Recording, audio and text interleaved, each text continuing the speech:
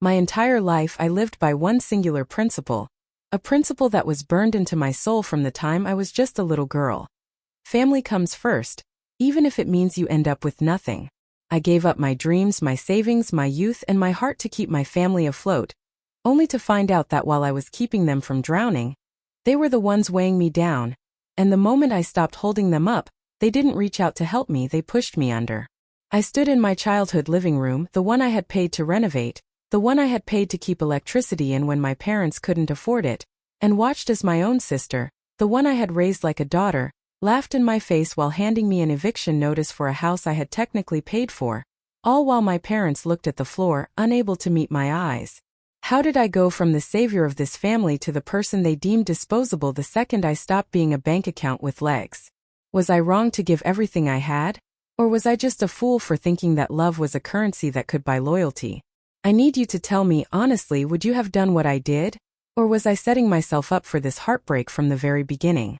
Everything started when I was 18 years old, a time when most people are planning their college years or their first independent steps into the world, but I was already carrying the weight of a household that seemed to be constantly teetering on the edge of a collapse.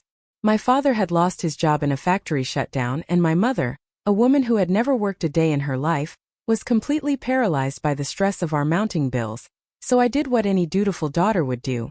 I skipped the university acceptance letter that was sitting on my desk, the one for the journalism program I had dreamed of since I was a child, and I walked into the local retail management office to start working doubles.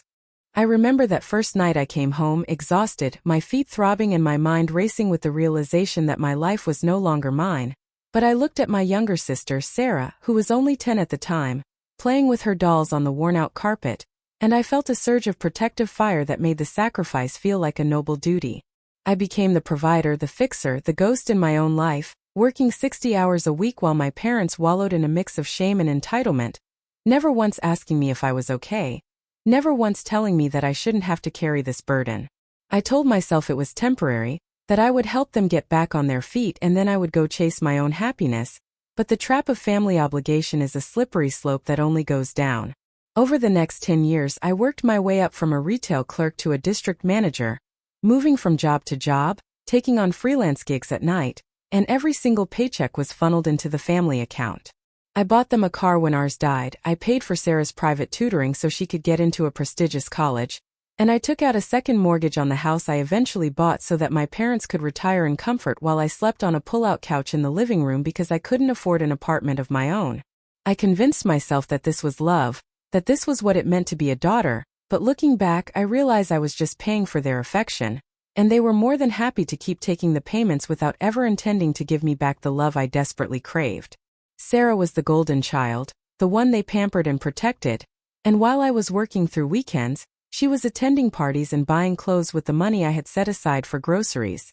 I didn't mind at first because I thought that by shielding her from the reality of our struggle, I was giving her the childhood I never had, but that shield eventually turned into a wall, and she grew up thinking that everything I provided was just a natural right, not a sacrifice. She never asked where the money came from. She never thanked me for the extra shifts. She just moved through life with the carefree arrogance of someone who has never known the biting cold of real poverty. The tension didn't start with a bang, but with a slow grinding friction that I ignored until it was too late. I started dating a man named Mark, a wonderful patient man who could see exactly what was happening to me, before I could even admit it to myself. He tried to tell me that my family was taking advantage of me, that I was being systematically drained, but I would snap at him, defending them with a loyalty that now makes me cringe. I was so blinded by my own narrative of the noble martyr that I couldn't see the vultures circling. I started seeing the cracks when I told my parents I wanted to marry Mark and perhaps start saving for our own future.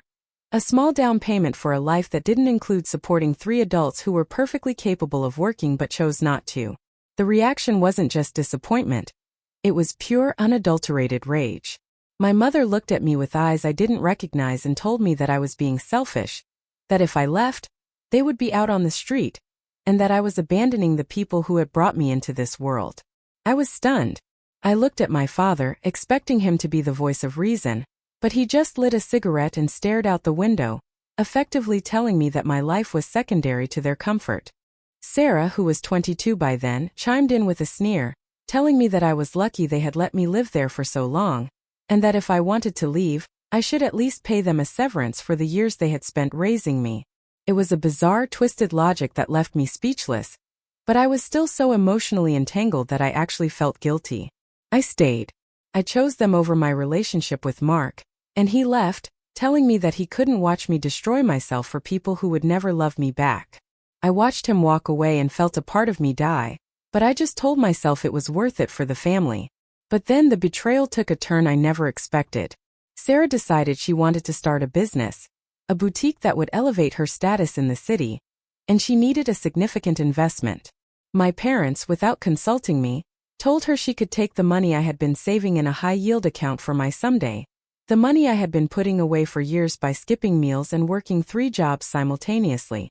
When I found out, the house erupted into the biggest fight of our lives, but they outnumbered me, and they made me feel like the villain for wanting a future that didn't involve funding my sister's vanity project. They said I was being petty, that I was jealous of Sarah, and that I didn't know the first thing about family loyalty.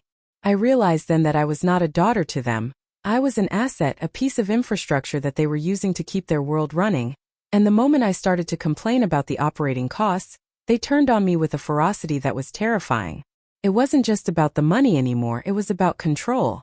They wanted me to be the perpetual subordinate, the silent engine that powered their lives while they got to play the role of the refined, misunderstood aristocrats of our little town. I began to notice how they would talk about me when they thought I couldn't hear, whispering about how I was so lucky to have a purpose like theirs, how I was destined to serve the family legacy.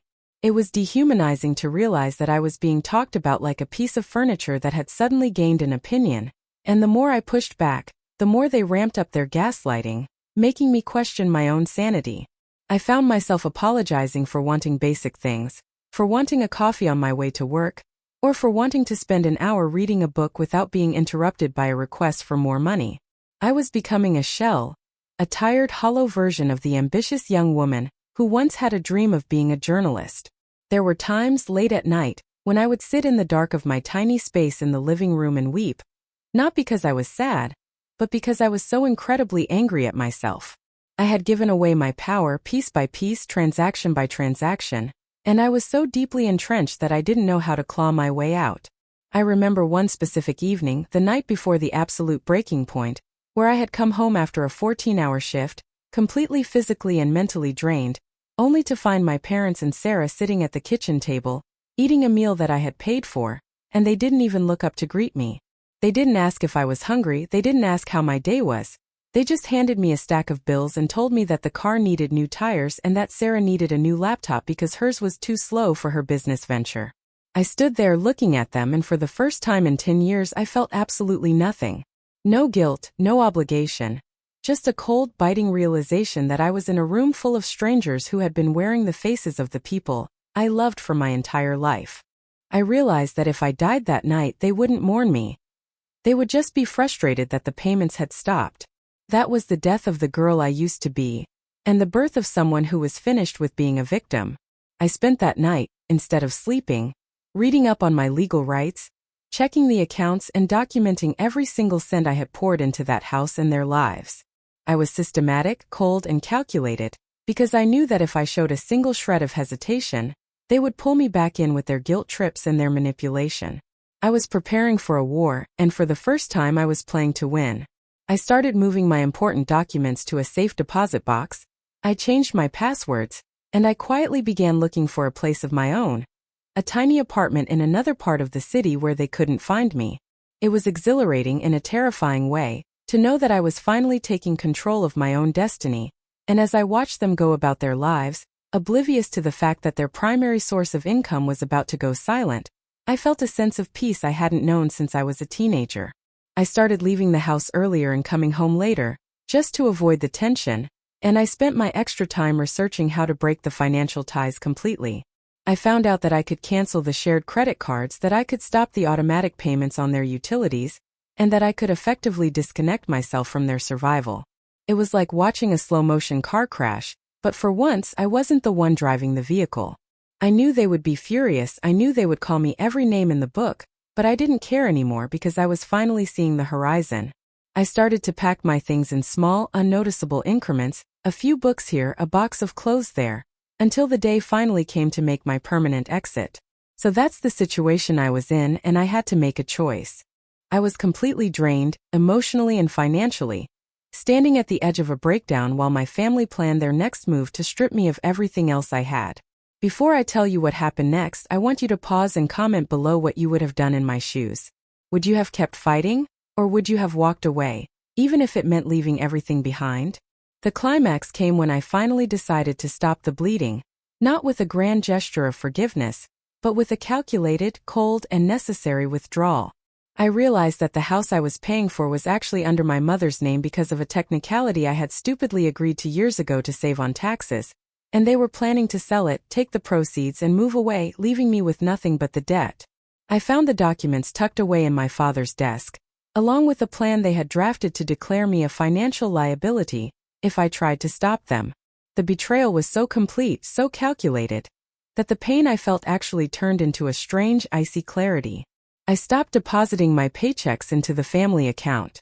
I opened a new account, transferred my remaining funds, and started packing my things in total silence. I didn't argue anymore. I didn't beg for their understanding. I just stopped being the person they could rely on. When the day came for me to leave, they thought I was just going to work, but I was taking everything that belonged to me, everything I had purchased, including the appliances, the furniture, and even the expensive curtains. My mother started screaming when she saw me loading the car, asking where I thought I was going, and Sarah was absolutely livid, telling me I was a thief, but the look on their faces when they realized I wasn't just leaving for a day, but for good, was almost worth the decade of suffering. I told them that the severance they asked for was the money they had already stolen from me, and that they were now on their own to figure out how the real world worked. My father tried to physically block the door, but I stood my ground, my voice calm for the first time in years, telling him that if he touched me, I would call the police and show them the records of the financial abuse I had been documenting for the last year. That was the moment the mask slipped completely. They weren't shocked by my departure, they were shocked by my power. I left and I didn't look back. The aftermath was a whirlwind of legal threats and desperate, pathetic calls from them, claiming they were going to lose the house, that they couldn't survive without me. I blocked every single one of them. It took me a long time to rebuild, to find myself again, and to realize that family is not just a blood relation, but a bond of mutual respect and love, something I never had with them.